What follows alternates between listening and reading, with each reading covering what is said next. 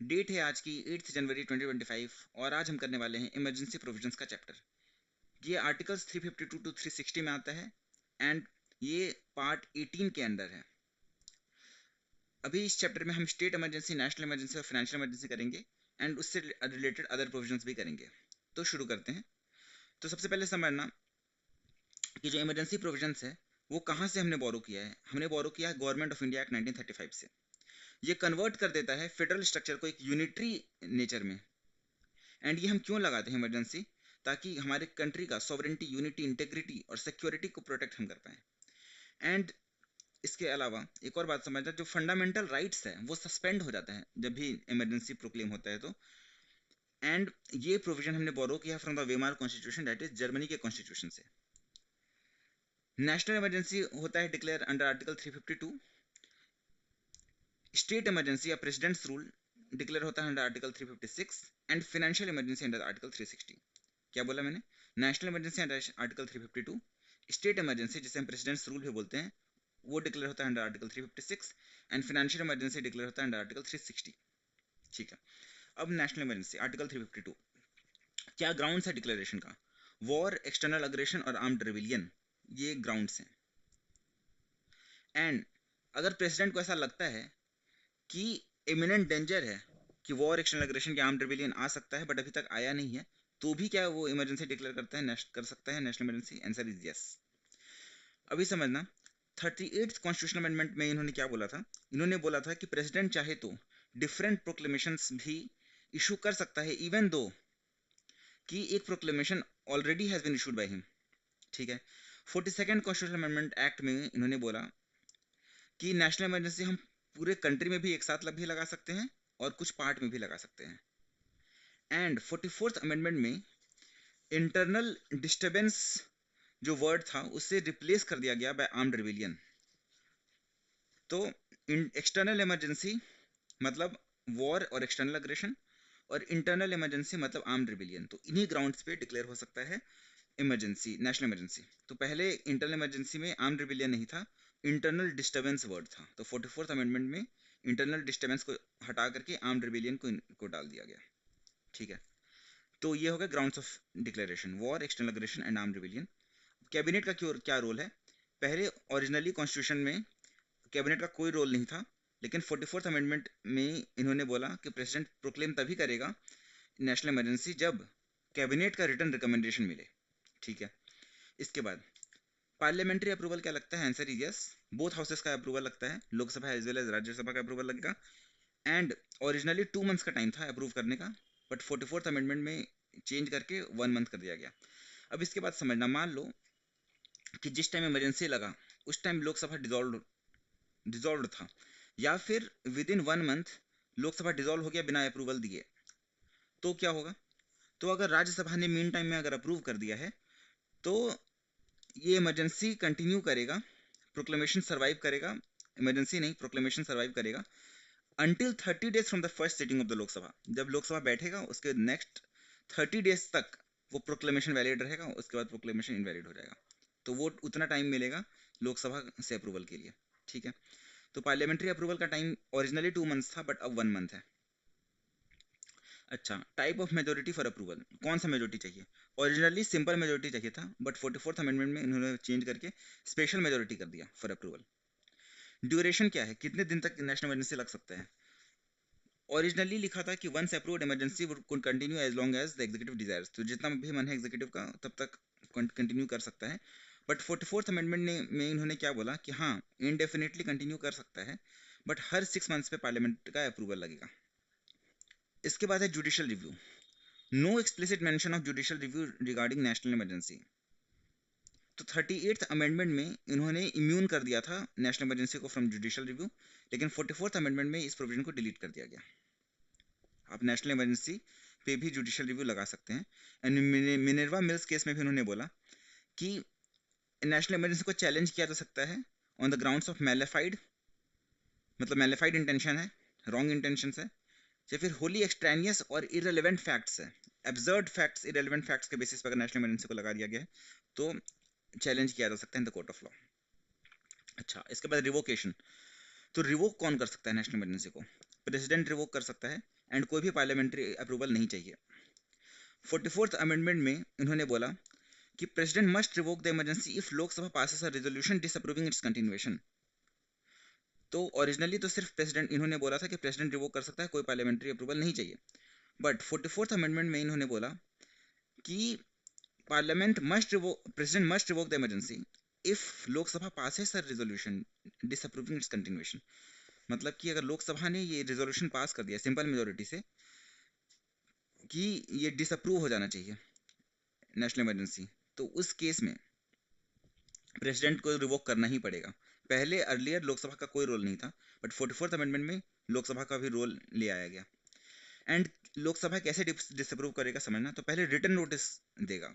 1/10 members of the Lok Sabha need to give written notice to the speaker. लेकिन अगर speaker नहीं है उस टाइम पे तो प्रेसिडेंट को देगा रिटन नोटिस, एंड उसके विद इन 14 डेज एक स्पेशल सेशन बैठेगा जिसमें कि अप्रूवल जिसमें कि डिसअप्रूव करेगा ये लोकसभा। एंड अगर डिसअप्रूव कर देगा लोकसभा तो president must revoke the emergency. ठीक है, ये हो गया रिवोकेशन। इसके बाद majority for disapproval, simple majority चाहिए Lok Sabha for disapproval. 44th amendment में आया, जैसे मैंने बताया डिसअप्रूवल के लिए लोकसभा में सिंपल मेजोरिटी, राज्यसभा का कोई रोल नहीं है। ठीक है, इम्पोजिशन आज तक इंडिया में कितने बार इम्पोज हुआ है नेशनल इमरजेंसी? 3 बार हुआ है, याद रखना। 1962, 1971, 1975 में 3 बार हुआ है। इसके बाद आता है presidents rule, that is state emergency. देखो ग्राउंड्स ऑफ डिक्लेरेशन क्या है प्रेसिडेंट्स रूल का। आर्टिकल 356 में लिखा है कि अगर स्टेट गवर्नमेंट को कैरी नहीं किया जा सकता है in accordance with the provisions of the constitution, president को ऐसा लगता है आफ्टर द गवर्नमेंट्स रिपोर्ट कि स्टेट को कैरी नहीं किया जा सकता है in accordance with the provisions of the constitution, या फिर आर्टिकल 365 में लिखा है कि स्टेट सेंटर के डायरेक्शंस को कंप्लाई नहीं कर पा रहा है, तो उस केस में प्रेसिडेंट्स रूल को लगाया जा सकता है बाय द प्रेसिडेंट। इसे हम स्टेट इमरजेंसी भी बोलते हैं। तो क्या बोला मैंने, आर्टिकल 356 में लिखा है कि state government can not be carried on in accordance with the provisions of the constitution, ऐसा प्रेसिडेंट को लगता है आफ्टर द गवर्नर्स रिपोर्ट। या फिर 365 में लिखा है कि state fails to comply with any directions from the centre, तो उस केस में प्रेसिडेंट्स रूल लगा दिया जाता है। चाहे तो लगा सकता है प्रेसिडेंट। ठीक है, पार्लियामेंट्री अप्रूवल लगेगा क्या? हाँ, आंसर इज यस, लगेगा। बोथ द हाउसेस में अप्रूवल लगेगा and simple majority in both houses. ठीक है, एंड नेशनल इमरजेंसी में टाइम लिमिट क्या था? 1 मंथ। यहाँ स्टेट इमरजेंसी में टाइम लिमिट क्या है? 2 मंथ्स। नेशनल इमरजेंसी में कौन सा मेजोरिटी चाहिए था? Special majority. यहाँ कौन सा मेजोरिटी चाहिए स्टेट इमरजेंसी में? Simple majority. ठीक है, इसके बाद ड्यूरेशन, कितने पीरियड के लिए वैलिड रहेगा स्टेट इमरजेंसी? तो आंसर इज 6 मंथ्स के लिए वैलिड रहेगा। नेशनल इमरजेंसी इनडेफिनेटली वैलिड रहता है, बट हर 6 मंथ्स पे अप्रूवल चाहिए। यहाँ पे भी वैसा ही है, बट यहाँ पे इनडेफिनेटली नहीं है। यहाँ पे है कि मैक्सिमम 3 ईयर्स तक के लिए वैलिड रह सकता है, बट हर 6 मंथ्स पे पार्लियामेंट का अप्रूवल चाहिए। ठीक है, लेकिन यहाँ पे एक और कंडीशन है कि 1 ईयर के बियॉन्ड तभी जाएगा प्रेसिडेंट्स रूल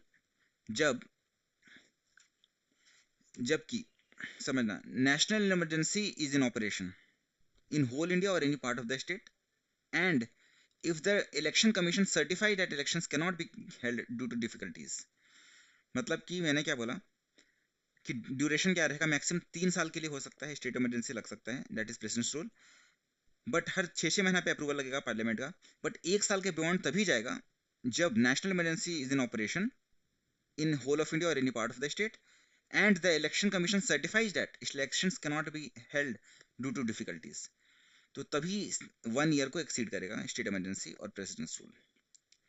अच्छा, जुडिशियल रिव्यू क्या इम्यून है? नो। 38th अमेंडमेंट में इन्होंने बोला था कि it is immune from judicial review, but 44th amendment में बोल दिया कि no, it is subject to judicial review. तो इस प्रोविजन को 38th अमेंडमेंट को के इस प्रोविजन को डिलीट कर दिया। अच्छा, रिवोकेशन, तो it can be revoked by the president at any time by subsequent proclamation. तो यहाँ पे कोई भी अमेंडमेंट नहीं है इस केस में, तो यहाँ पे लोकसभा का कोई रोल नहीं है, पार्लियामेंट का कोई रोल नहीं है। तो रिवोकेशन कौन करेगा? प्रेसिडेंट करेगा at any time by subsequent proclamation. क्या इंडिया में इंपोज हुआ है? हाँ, काफी बार इंपोज हुआ है, बहुत बार इंपोज हुआ है। एंड फर्स्ट टाइम इंपोज हुआ था पंजाब में 1951 में, एंड मैक्सिमम टाइम्स इंपोज हुआ है यूपी में। बी आर अम्बेडकर ने बोला था कि जो आर्टिकल 356 में जो ये ड्रास्टिक पावर दिया है, it would remain a dead letter and would be use only as a measure of the last resort, कि लास्ट रिजॉर्ट में ही इस प्रोविजन को हम यूज करेंगे। बट ऐसा हुआ नहीं, एंड काफी बार इसे यूज किया गया एंड मिस यूज किया गया by the centre. For their ulterior motives. इसके बाद आता है फाइनेंशियल इमरजेंसी, आर्टिकल 360। इसमें ग्राउंड्स ऑफ डिक्लेरेशन क्या है? अगर प्रेसिडेंट इज सेटिस्फाइड कि ऐसा सिचुएशन अराइज हो गया है कि फाइनेंशियल स्टेबिलिटी और क्रेडिट ऑफ इंडिया और any part of its territory is threatened. अगर प्रेसिडेंट सेटिस्फाई है कि फाइनेंशियल स्टेबिलिटी और credit of India is threatened, या तो इंडिया के लिए या any part of territory of India के लिए भी, अगर फाइनेंशियल स्टेबिलिटी और क्रेडिट इज थ्रेटेंड, तो उस केस में फाइनेंशियल इमरजेंसी लगा सकता है। पार्लियामेंट्री अप्रूवल क्या चाहिए? हाँ चाहिए, बोथ द हाउसेस में अप्रूवल चाहिए, एंड सिंपल मेजोरिटी यहाँ भी चाहिए, एंड टाइम लिमिटेड 2 मंथ्स। तो नेशनल इमरजेंसी में 1 मंथ, स्टेट इमरजेंसी में 2 मंथ्स, फाइनेंशियल इमरजेंसी में 2 मंथ्स। नेशनल इमरजेंसी में स्पेशल मेजोरिटी, और स्टेट इमरजेंसी और फाइनेंशियल इमरजेंसी में सिंपल मेजोरिटी। अच्छा, ड्यूरेशन क्या है? ड्यूरेशन है इंडेफिनिटली लगा सकता है फाइनेंशियल इमरजेंसी, कोई दिक्कत नहीं है। क्या जुडिशियल रिव्यू में के सब्जेक्ट में है? हाँ, आंसर इज यस है। 38th अमेंडमेंट में इम्यून कर दिया था जुडिशियल रिव्यू से, बट 44th अमेंडमेंट में इस प्रोविजन को डिलीट कर दिया, and it is now subject to judicial review. Revocation कौन करेगा? प्रेसिडेंट करेगा, कोई पार्लियामेंट्री अप्रूवल नहीं लगेगा। क्या इंडिया में कभी इंपोज हुआ है? आंसर इज नो, इंडिया में कभी भी फाइनेंशियल इमरजेंसी इंपोज नहीं हुआ है। 1991 में वैसा सिचुएशन तो आ गया था, राइज हो गया था, बट फिर भी फाइनेंशियल इमरजेंसी कभी डिक्लेयर नहीं हुआ। 1975 में शाह कमीशन ने इंक्वायरी किया था कि जो 1975 में जो इमरजेंसी जो डिक्लेयर हुआ था, तो क्या वो सही था? तो इन्होंने शाह कमीशन ने बोला कि बिल्कुल गलत था, इमरजेंसी उस टाइम पे डिक्लेयर नहीं होना चाहिए था। ठीक है, इसके बाद effect of imposition of national emergency. अभी नेशनल इमरजेंसी का इफेक्ट क्या है अगर इम्पोज हो गया? तो executive, legislative and financial impact क्या होगा इसका? तो सबसे पहले एग्जीक्यूटिव इम्पैक्ट समझना कि सेंटर के पास एग्जीक्यूटिव पावर चले जाएगा कि वो स्टेट को किसी भी मैटर पे डायरेक्ट कर सकता है, किसी भी मैटर पे, on any matter. Normal times में क्या होता है कि only on specified matters direct कर सकता है सेंटर, बट इमरजेंसी के टाइम पे, नेशनल इमरजेंसी के टाइम पे किसी भी मैटर पे डायरेक्ट कर सकता है। एंड यहाँ इस टाइम पे स्टेट का जो एग्जीक्यूटिव है वो सस्पेंड तो नहीं होगा, लेकिन complete control of the centre में होगा। ये स्टेट का जो एग्जीक्यूटिव है, that will be in complete control of the centre. इसके बाद आता है लेजिस्लेटिव इम्पैक्ट क्या आएगा? तो देखो, parliament becomes empowered to make laws on any subject under the state list. State list में किसी भी सब्जेक्ट में लॉ बना सकता है पार्लियामेंट इस टाइम पे, जब नेशनल इमरजेंसी लगा हुआ है। तो इसके बाद स्टेट इमरजेंसी इस टाइम पे सस्पेंड तो नहीं रहेगा, बट पार्लियामेंट एक्वायर करेगा ओवरराइडिंग पावर। ठीक है, एंड जब भी इमरजेंसी रिवोक होगा, उसके 6 मंथ्स के बाद जो भी लॉज बनेंगे, नेशनल इमरजेंसी के टाइम पे जो भी लॉज बनेंगे जो कि पार्लियामेंट बनाएगा ऑन स्टेट लिस्ट, तो वो इनऑपरेटिव हो जाएंगे 6 months after the national emergency has been revoked. तो नेशनल इमरजेंसी की रिवोक होने के 6 मंथ्स के बाद जो भी पार्लियामेंट ने लॉ बनाया होगा स्टेट लिस्ट में, तो वो इनऑपरेटिव हो जाएंगे आफ्टर 6 मंथ्स। ठीक है, and if the parliament is not in session, the president can issue ordinances on state subjects. अगर पार्लियामेंट सेशन में नहीं है तो प्रेसिडेंट ऑर्डिनेंस तो इशू कर ही सकता है ऑन स्टेट सब्जेक्ट्स। ठीक है, 42nd अमेंडमेंट में इन्होंने क्या बोला? The above legislative and executive functions extend not only to a state where emergency is in operation but also to any other state. ये बहुत ही इंपॉर्टेंट बात उन्होंने बोला है कि जिस स्टेट में जब भी मान लो नेशनल इमरजेंसी का लगा हुआ है, तो किसी एक, मान लो टेरिटरी में लगा हुआ है, सिर्फ एक स्टेट में लगा हुआ है, तो उस केस में सिर्फ जो ये लेजिस्लेटिव एंड एग्जीक्यूटिव फंक्शंस है वो सिर्फ उस स्टेट में लागू नहीं होगा, बल्कि सभी स्टेट पे लागू हो जाएगा। ठीक है, तो अदर स्टेट्स पे भी लागू हो जाएंगे ये प्रोविजंस। अगर नेशनल इमरजेंसी लग गया तो इवन पार्ट ऑफ इंडिया में भी लग गया तो भी पूरे कंट्री पे ये अप्लाई कर जाएगा। ठीक है, इसके बाद financial emergency, the president can modify the constitutional distribution of revenues between the central states. अच्छा, अब देखो फाइनेंशियल इम्पैक्ट क्या आएगा? तो president can modify the constitutional distribution of revenue between center and states. तो प्रेसिडेंट चाहे तो मॉडिफाई कर सकता है, या मतलब रिड्यूस भी कर सकता है और कैंसिल भी कर सकता है जो कॉन्स्टिट्यूशनल डिस्ट्रीब्यूशन ऑफ रेवेन्यू है between the centre and states. ठीक है, जैसे जीएसटी का जो डिस्ट्रीब्यूशन होता है between the centre and states, इसको रिड्यूस भी कर सकता है, कैंसिल भी कर सकता है। Such modification continues till the end of the financial year in which emergency ceases to operate. तो बहुत ही इंपॉर्टेंट बात है, अगर इमरजेंसी, मान लो कि इमरजेंसी सीजर्स to operate on 5th of April 2024, मान लो इमरजेंसी इंडिया में लग गया एंड ये if it ceases to operate on 5th of April 2024, तो फिर भी such modification continues till the end of the financial year in which emergency ceases to operate, मतलब ये पूरे फाइनेंशियल ईयर के एंड तक चलेगा, मतलब कि 31 मार्च 2025 तक चलेगा ये provisions.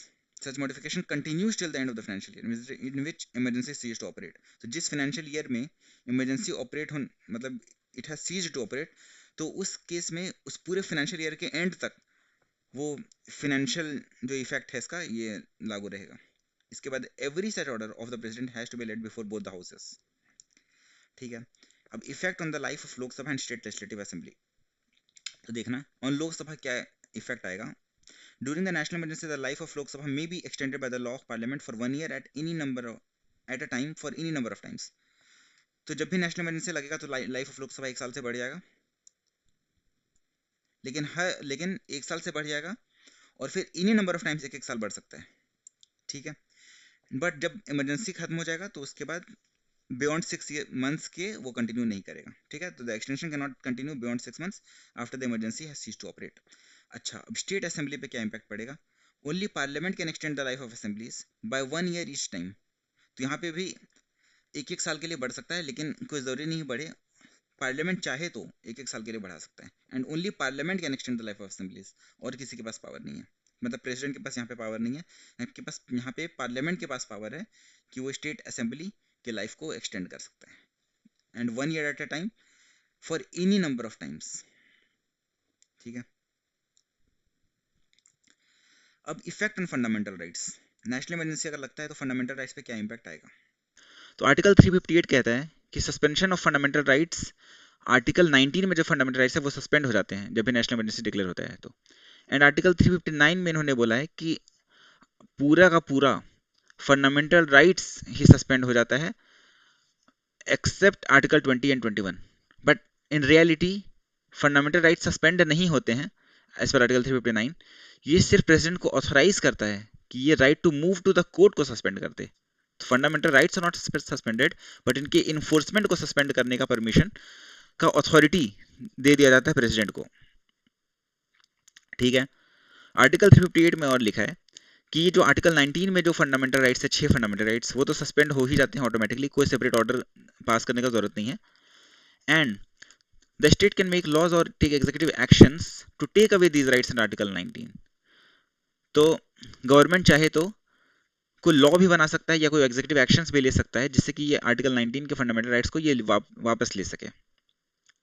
And such laws can not be challenged in the courts of law in the courts during and even after the emergency. ना ही इमरजेंसी के बाद ना ही इमरजेंसी के दौरान इस लॉ को चैलेंज किया जा सकता है, या जो भी लॉज बनेंगे इस टाइम पे उनको चैलेंज किया जा सकता है।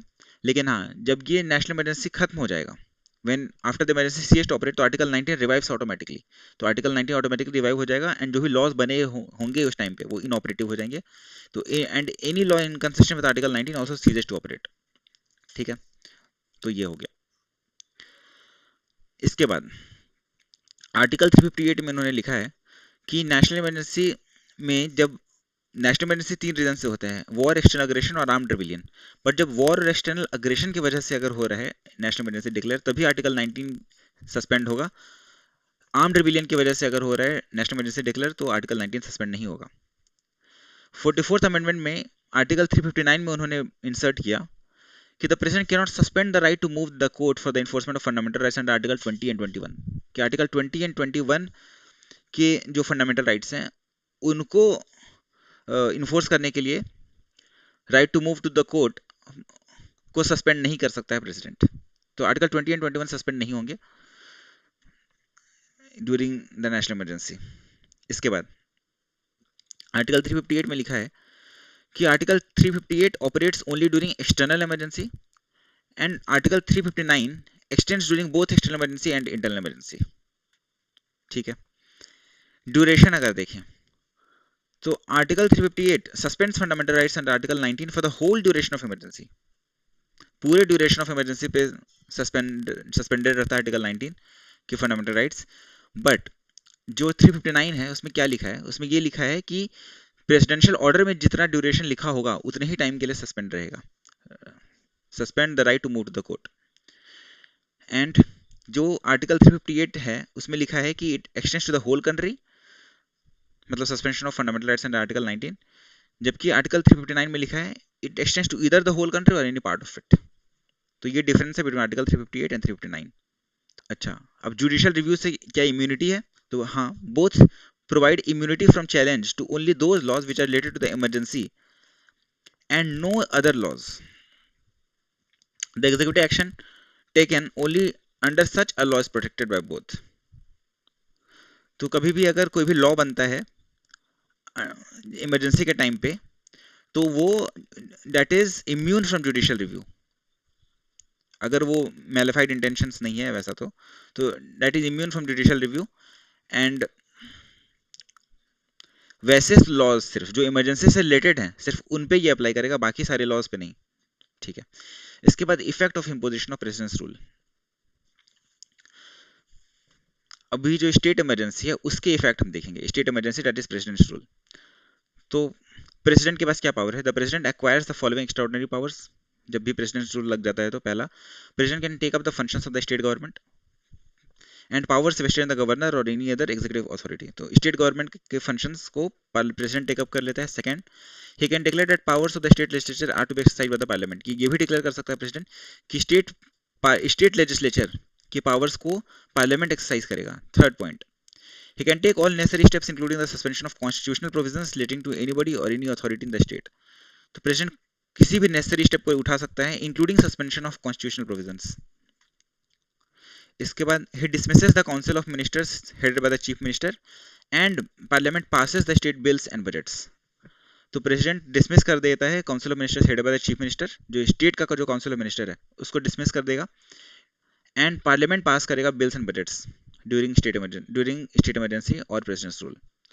The state administration is carried on by the governor or with the help of the chief secretary on behalf of the president। तो स्टेट एडमिनिस्ट्रेशन को कैरी कौन करेगा, गवर्नर करेगा, ध्यान देना, प्रेसिडेंस रूल में, with the help of the chief secretary on behalf of the president। And the laws made by the parliament or president or any other authority continue to operate even after the president's rule। अभी national emergency में क्या था कि कोई भी अगर laws बन रहे थे तो 6 months after the revocation of emergency वो लॉ सीड टू एग्जिस्ट, मतलब लॉ एग्जिस्ट नहीं करेगा, it ceases to exist. But president's rule में क्या है कि जो भी लॉज बनाए जाएंगे by the parliament on the state list, that will continue to operate even after the president's rule, ठीक है। इसके बाद the president can either suspend और dissolve the state legislative assembly. तो प्रेसिडेंट चाहे तो स्टेट लेजिस्लेटिव असेंबली को suspend भी कर सकता है और डिसॉल्व भी कर सकता है, ठीक है। The constitutional position, status, powers and functions of the state high court remain the same even during the president's rule। तो state high court के जो powers हैं, position है, powers हैं and functions है, वो same रहेंगे during president's rule, ध्यान देना है। तो state high court के powers, functions सब same रहेंगे even during the president's rule। तो ऐसा नहीं होगा कि सुप्रीम कोर्ट के पास पावर आ जाएगा, ठीक है, या फिर प्रेसिडेंट के पास पावर आ जाएगा। स्टेट हाई कोर्ट के फंक्शन सेम रहेंगे, पोजीशन पावर सब सेम रहेगा। When the president's rule is imposed in a state, the president dismisses the state council of ministers headed by the chief minister necessarily, and the powers of the legislature of that state shall be exercisable by or under the authority of the parliament। तो क्या बोला, अगर president rule कभी भी impose हो जाता है किसी भी स्टेट में तो प्रेसिडेंट डिसमिस कर देता है स्टेट काउंसिल ऑफ मिनिस्टर्स को necessarily including the chief minister, सबको डिसमिस कर देगा, and the powers of the legislature of the state shall be exercisable by और under the authority of the parliament. और parliament के पास चले जाएगा powers of the legislature of the state, ठीक है। अब एसआर बोम्बाई जजमेंट में क्या बोला था सुप्रीम कोर्ट ने, पहला उन्होंने बोला कि presidents rule is under judicial review. Second point, जो रिलेवेंट और मटेरियल वर्ड जो लिखा है इसमें कि प्रेसिडेंट का सेटिस्फैक्शन जो है वो मटेरियल होना चाहिए, रिलेवेंट होना चाहिए।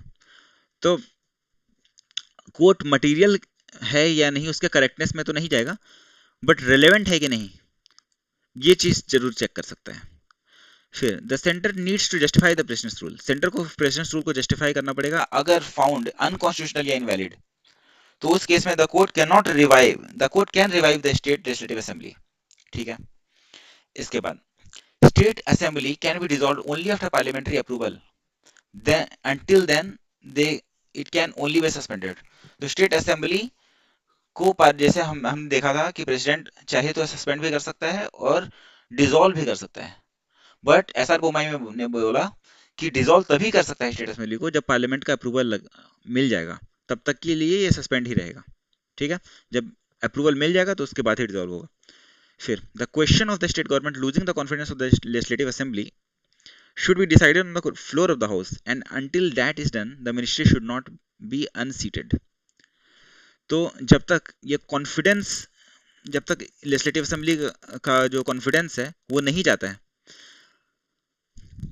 मतलब ये फ्लोर ऑफ द हाउस में डिसाइड होगा। जैसे नो कॉन्फिडेंस मोशन पास होता है तो नो कॉन्फिडेंस मोशन पास होगा, एंड नो कॉन्फिडेंस मोशन अगर पास हो जाएगा तभी ministry will be unseated, otherwise ministry को अनसीटेड नहीं करेंगे हम। ठीक है, if the state government is pursuing an anti secular policy then it is liable to take action under article 356। अगर स्टेट गवर्नमेंट कोई वैसा एंटी सेक्युलर पॉलिसी को परस्यू कर रहा है तो उस केस में भी प्रेसिडेंट चाहे तो ये प्रेसिडेंस रूल लगा सकता है। ठीक है, in the Bomai case 1994 the Supreme Court, drawing from the recommendation of the Sarkaria Commission on center state relations, outlined the circumstances under which the use of power under article 356 could be considered appropriate or inappropriate। तो SR Bommai case में supreme court ने कुछ circumstances बताए कि कब article 356 appropriate होगा and कब inappropriate होगा। सरकारिया कमीशन का कुछ रिकमेंडेशन था 1988 में, तो उनके रिकमेंडेशन को ध्यान में रखते हुए एसआर बोमाई ने 1994 में जो अपना सुप्रीम कोर्ट का जजमेंट दिया उसमें इन्होंने कुछ सर्कमस्टेंसेस बताए कि जब ये अप्रोप्रिएट माना जाएगा प्रेसिडेंस रूल एंड कब इनअप्रोप्रिएट माना जाएगा। ठीक है, तो समझना कब कब अप्रोप्रिएट माना जाएगा। Proper imposition of president's rule, अगर किसी भी पार्टी के पास मेजोरिटी नहीं है, जिसको बोलते हैं हंग असेंबली, किसी भी पार्टी के पास मेजोरिटी नहीं है। या सेकंड पॉइंट कि पार्टी जिसके पास मेजोरिटी है उन्होंने डिक्लाइन कर दिया टू फॉर्म द मिनिस्ट्री, ना ही खुद से ना ही कोएलिशन के थ्रू वो बनाना चाह रहे हैं। थर्ड पॉइंट, पूरी की पूरी मिनिस्ट्री रिजाइन कर देती है एंड किसी दूसरे पार्टी के पास मेजोरिटी नहीं है।